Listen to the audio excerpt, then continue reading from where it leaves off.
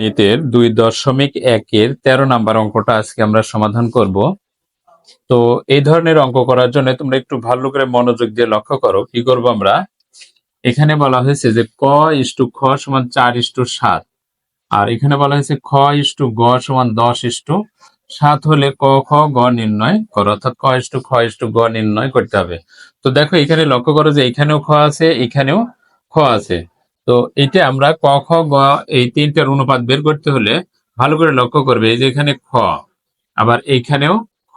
দেখো এইখানে খ এর অনুপাতটা হলো 7, আর এইখানে খ এর অনুপাতটা হলো 10। আমাদের ফাংশনটা কিন্তু এখানেই বাঁধবে।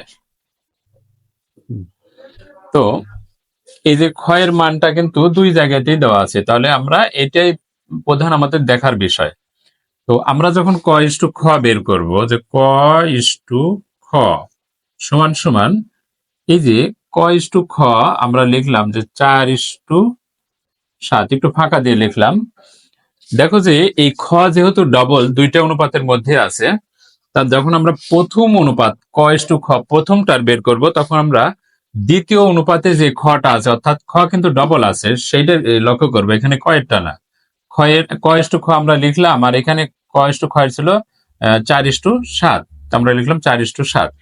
এখন এখানেও কিন্তু খ ইস্টু গ, অর্থাৎ খ এর অনুপাতটা এখানে 10।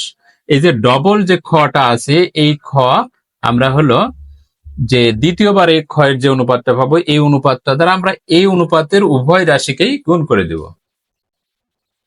4 গুণন 10, আর এখানে আচ্ছা এখানে 7 গুণন 10, তাহলে 4×10 হবে 40:70, এইটা। তো এখন এবার লক্ষ্য করো যে খ ইস্টু গটা যখন আমরা বের করব, খ ইস্টু গ, এখন দেখো এখানে খটা কিন্তু এখানেও ছিল, এখানে ছিল, মানে দুইটাতে আছে। তো এইটার যখন আমরা অনুপাত বের করছি, তখন কিন্তু আমরা এই ক্ষয়ের অনুপাত দ্বারা এই দুইটাকে গুণ করছি। এখন আমরা এইটার অনুপাত যখন বের করবো, তখন এইখানে যে খ আছে ক্ষয়ের অনুপাত, সেইটা দ্বারা আমরা এইটার অনুপাতকে গুণ করে দেব। তাহলে এখানে কি ছিল? 10:7। তো এখানে ক্ষয়ের অনুপাতটা কত? 7। তো 7 দ্বারা আমরা এখানে গুণ করে দেব, 7 গুণন 7, এটা। তাহলে 7×10 হয় 70, আর ইস্টু 7×7 49। তাহলে এবার আমরা কি লিখতে পারতেছি? ক ইস্টু খ ইস্টু গ সমান সমান আমরা কি লিখতে পারতেছি? এখন লক্ষ্য করো যে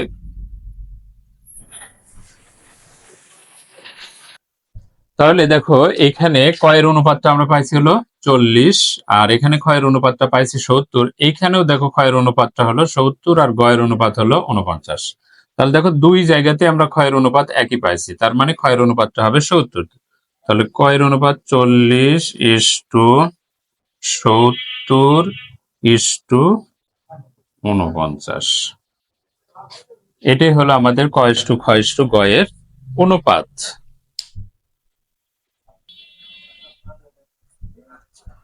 9,600 টাকা সারা, মাইমুনা ও রায়সার মধ্যে 4:3:1 অনুপাতে ভাগ করে দিলে কে কত টাকা করে পাবে? তো এই জাতীয় অঙ্ক করতে হলে আমাদের প্রথমে কি করতে হবে? অনুপাতগুলোর যোগফল। তাহলে আমরা প্রথমেই লিখব অনুপাতগুলোর যোগফল। কত? 4+3+1, 4 3 7 আর 8। এখন আমরা কি করব? প্রথমে পাবে কে? সারা। তো সারা কত পাবে? সারা পাবে কত? মোট হলো 9,600। এর দেখো মোট এই টাকার মোট ভাগ হবে 8টা, 8 ভাগের সে পাবে হলো 4 ভাগ। তাহলে আমরা কি লিখবো? 4-এর নিচে 8, এত টাকা।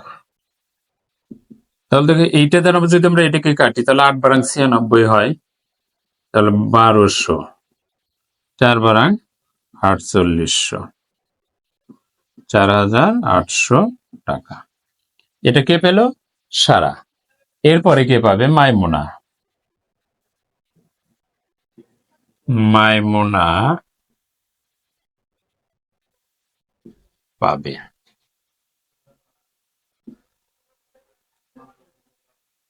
কত? ওই একইভাবে ৯,৬০০ এর কত? ৩/৮ এত টাকা। আমরা একইভাবে এটা দ্বারা কাটলে এটা এখানে হবে ১২০০, তাহলে ৩/৩৬০০ টাকা। তাহলে আমরা সারাটা পেলাম, মাইমুনারটা পেলাম। এবার আমরা বের করব রাইসা। রাইসা পাবে কত?